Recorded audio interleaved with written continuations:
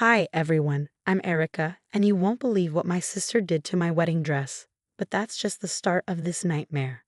Let me take you back to where it all began. It had been another successful campaign launch. I leaned back in my office chair, savoring the moment. At 28, I was a senior marketing executive at Thompson and Brooks, a position I'd worked tirelessly to achieve. Yet, every win still felt incredible.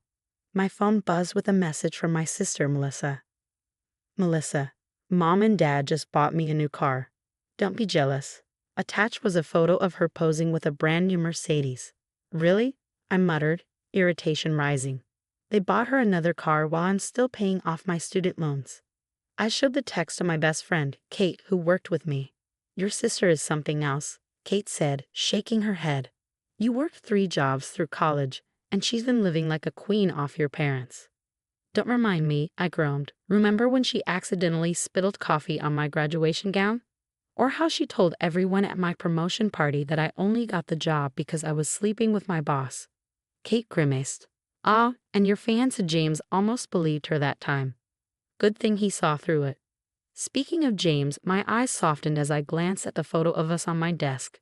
We'd met during college, bonding over long shifts at a coffee shop and shared dreams. Later, my phone rang. It was Melissa. Hey sis, I'm so excited to be your maid of honor. Let's go dress shopping, like, right now.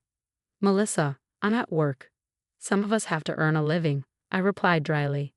Don't be such a buzzkill. Mom and Dad said they'd help with the wedding, so no worries about the cost. They offered. I declined, I said firmly. James and I want a modest wedding that we can afford ourselves. That evening, I vented to James. She got another car while they wouldn't even help me with textbooks, and Kate overheard her at the engagement party calling our wedding budget pathetic. James sighed, pulling me into a hug. Maybe she shouldn't be in the wedding at all. You know how she is. If I don't include her, Mom and Dad will never let me live it down. They always take her side. The next day, Kate called, her voice urgent. Erica, you won't believe what Melissa just posted on Instagram. She's claiming she introduced you to James. She wasn't even in town when we met. I snapped. Exactly. She's trying to take credit again, Kate said. And that fake excitement about being maid of honor. I don't trust it. Neither did I, but I was determined. My wedding day would not be another one of her spectacles. Until it was. I froze in horror as I stared at my wedding dress, crumpled on the floor of my spare room. Bleach stains covered the bodice, the fabric was torn, and burn marks marred the train. My hands shook as I sank to my knees. What happened? Kate's voice rang out as she entered the room. Her eyes widened. Oh my God. Before I could respond, my phone rang. It was Melissa. Hey sis, she chirped. I heard you might have a little problem with your dress. Good thing I still have my wedding gown. It's way more expensive than yours anyway. My blood ran cold. How did you know about my dress? Oh, just a feeling, she said with mock innocence. Kate stormed in, holding up her phone. Erica, you need to see this. She played footage from her security camera. It showed Melissa sneaking into my apartment earlier that day carrying a bag. She disappeared into the spare room for 20 minutes before leaving. I stared at the screen, disbelief mixing with rage. Memories flooded back, my prom dress that mysteriously tore, the college acceptance letter I never received in time, and every other disaster Melissa had saved me from while looking like the hero. I called my parents. Mom, Dad, come over. Now. They arrived just as James and his brother, Connor, walked in. Connor immediately began photographing the damage. Look at what your perfect Melissa did to my wedding dress, I said, voice shaking, as I played the footage for them. Oh honey, I'm sure she didn't mean to, Mom started, her voice dripping with condescension. Didn't mean to, I shot back, my voice shaking. There's literal video evidence.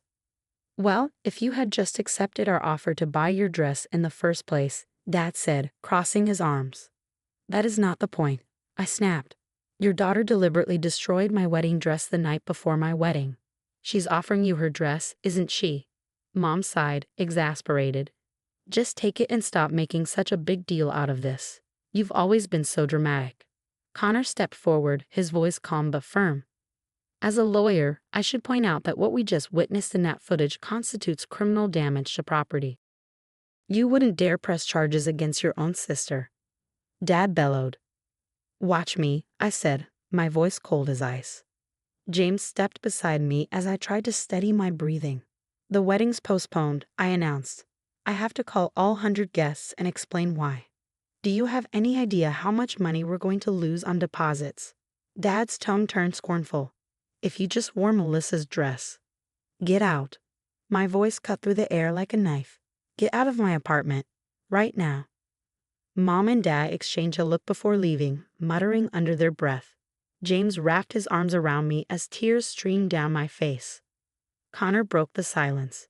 We've got the evidence, he said quietly, and have uncovered some other information about your sister that might be relevant. Kate, already on her phone, looked up with fire in her eyes. I'm posting that footage everywhere.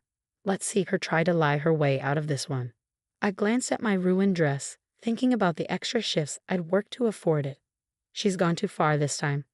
No more playing nice. No more forgiving and forgetting. James rubbed my back gently. What do you want to do? I want her to face real consequences, I said, my voice hardening. And I never want to see her again.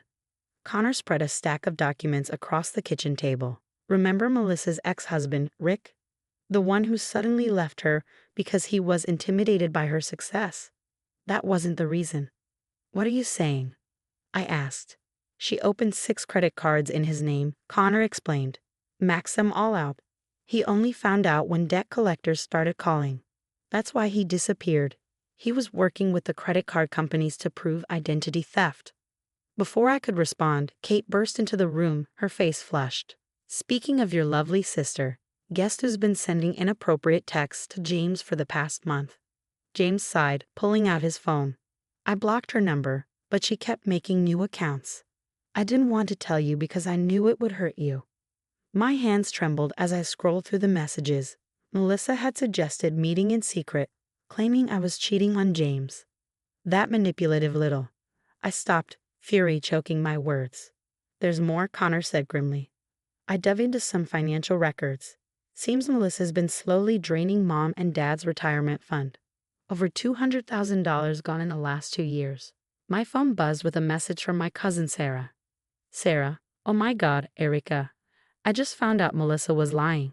She told us you said all those horrible things about Aunt Marie's cancer.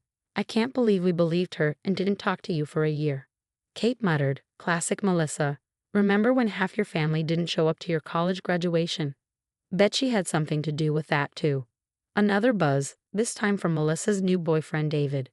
David, got your message about checking my accounts. You were right. She's been forging my signatures. It's over. I'm pressing charges. Then my parents called. Mom's voice was trembling. Honey, we just got a call from the bank. Our retirement account, it's almost empty. Did you know about this? Connor found the proof. It was Melissa, I said flatly. It's always been Melissa.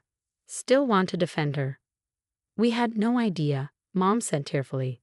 All these years she told us you were jealous of her, spreading lies about her. Well, now you know the truth, I said coldly. How does it feel to realize you backed the wrong daughter all this time? My phone kept lighting up with messages from family members, all echoing the same sentiment. Apologies, disbelief, and outrage as Melissa's web of lies unraveled. This explains the constant shopping, the new car, the luxury vacations, Connor said, shaking his head. She's been stealing from everyone. Kate grinned, holding up her phone. Look, David just posted publicly about her fraud. Her perfect image is crumbling. You know the worst part? I said, staring at the pile of evidence on the table. She could have had a good life. Our parents gave her every advantage, but it was never enough. She had to destroy everyone else's happiness, too. James took my hand. The police will probably want to talk to her about the credit card fraud. Let them, I said firmly. I'm done protecting her. I'm done with all of it. Later, my mom called again, sobbing. We're so sorry, honey. We should have seen it sooner. You're right, I replied. You should have. But it's too late for apologies now. Weeks later, Kate adjusted my veil in the dressing room of a small beach house. The sound of waves drifted in through the open window. You look beautiful, she said, smiling. Our intimate wedding ceremony was everything I dreamed of, just love, no drama. I still can't believe Miss Perfect lost her VP position, Kate said, grinning as she checked her phone. The company wasn't too happy about her fraud charges being splashed all over the news. Did you see my parents' house is on the market? I asked, smoothing down my new wedding dress. It was simpler than the first, but somehow even more perfect. They're still calling, James mentioned as he walked in, adjusting his tie. Asking if you'll help them financially since they're selling the house. What did you tell them? The same thing you did. Actions have consequences.